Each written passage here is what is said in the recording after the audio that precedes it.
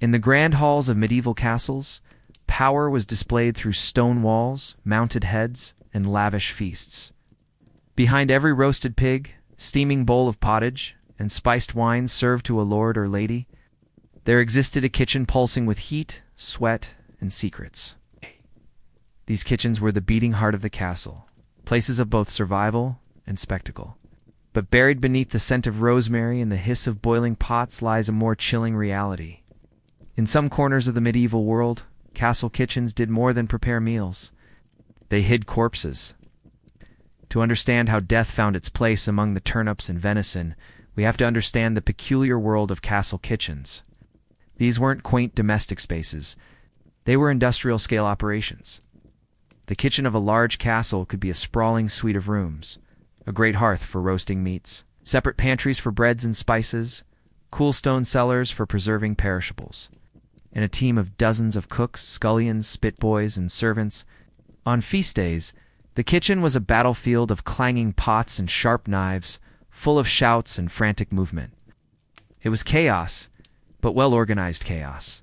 That chaos made it the perfect place to make things disappear. Most castles were built as fortresses first, and homes second. Their walls held political plots, family feuds, and sudden deaths. The kitchen, tucked away from the formal rooms, was one of the few places where rank blurred. Here, a butcher's apprentice might brush shoulders with a baron's bastard son. Gossip flowed more freely than wine, and sometimes, so did blood. One famous story comes from a Scottish castle where a kitchen servant murdered a rival after a heated argument over stolen meat. The body, according to local legends passed through generations, was chopped and salted like pork, then hidden in a barrel meant for winter stores. When a suspicious steward finally uncovered the grisly package weeks later, the entire kitchen was purged, some say hanged, some say flayed, depending on who told the tale. But the body had been hidden in plain sight, right where no one would think to look, among the food.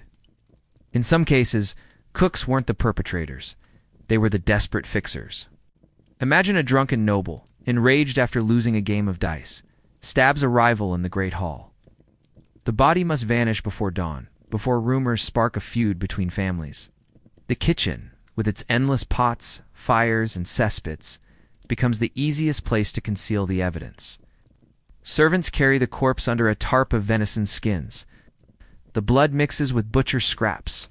By morning, the mess is scrubbed away. Castle kitchens also offered physical advantages for hiding the dead.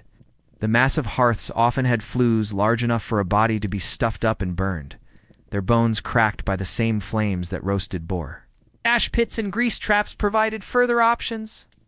Large barrels of lard, mead, or brined cabbage offered a grim sort of storage. There's even archaeological evidence that supports these gruesome whispers. In several European excavations, dismembered human remains have been found within or near kitchen quarters, sometimes mixed with animal bones. In one English site, a femur, bone clearly human, was discovered in a refuse trench, along with sheep bones and broken crockery. The cut marks on it? Almost surgical, be the person died of natural causes, and the kitchen simply lacked a burial plan. Or maybe not. Not all corpses found their way into the kitchens by accident. During sieges, when a castle was cut off from food and help, desperation set in, and desperation leads to horror. Cannibalism in besieged castles was not unheard of. In extreme situations, bodies of the dead fallen defenders, prisoners, or even family were used to keep others alive. The kitchens would have been the staging ground for such unspeakable acts. Fires needed stoking, flesh needed cooking, and people needed to pretend they didn't know where that strange meat came from.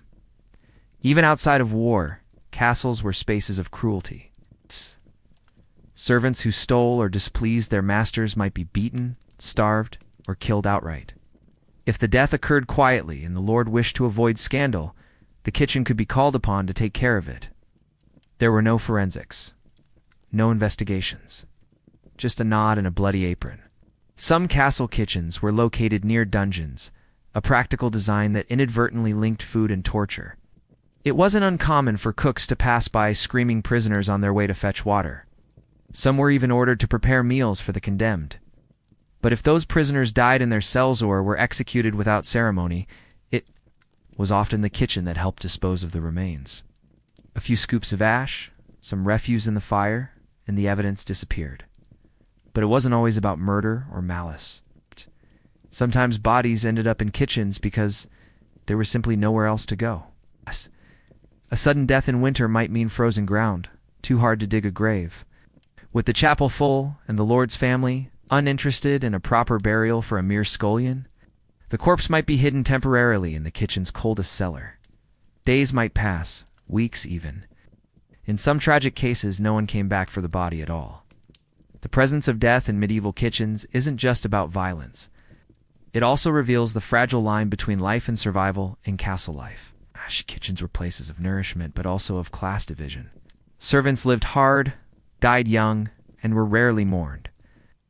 Their bodies were considered disposable, their disappearances unremarkable. In many cases, the only witnesses to their deaths were fellow cooks too afraid to speak. Of course, the image of corpse stashing cooks isn't a universal truth. Not every castle had murder in its menu. Many kitchens were orderly, even sacred spaces, especially in religious institutions where food preparation was a divine duty. But the exceptions are telling. They remind us that castles, for all their majesty, were places of secrecy as much as splendor. It's easy to romanticize the medieval feast, the golden goblets, the dripping meat, the merry minstrels. But behind every celebration was a kitchen brimming with the untold. It's not hard to imagine the spit boy looking pale not from heat, but from what he had seen in the larder. Or the cook who refused to open a certain barrel because she knew what it really held, and the silence was part of the job. Cooks, like executioners, operated on the edge of power. They were trusted with secrets, and punished if they let them slip. Whispers of a dead body in the pantry could cost a cook their tongue, their life, or worse. So they said nothing, and so the secrets rotted quietly alongside the turnips. Today, castle kitchens are often sanitized museum exhibits. They show off gleaming pots, wooden ladles, and delightful fake food displays.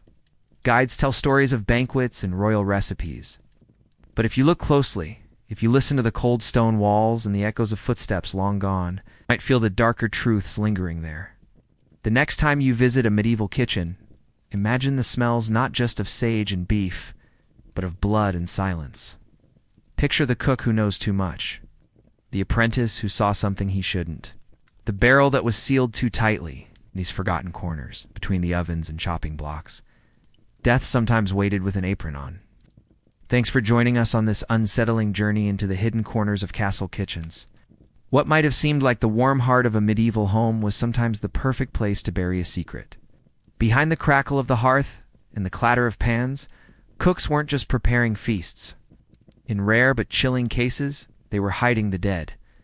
Whether covering up a noble's crime or stashing a body during a siege, the kitchen became a place where survival, silence, and fear often mixed into one grim recipe. History isn't always about grand battles or royal crowns. Sometimes it's in the overlooked spaces. The pantry, the cellar, the ash pit. It's in the hands of the nameless cooks who carried both meals and secrets. The next time you see a recreated medieval kitchen with rows of herbs and roasting spits, remember that it might have once witnessed more than just the preparation of stew. If these stone walls could talk, their stories wouldn't always be savory. If you enjoyed peeling back the darker layers of castle life, don't forget to like, subscribe, and share. We've got more strange and shadowy history coming your way.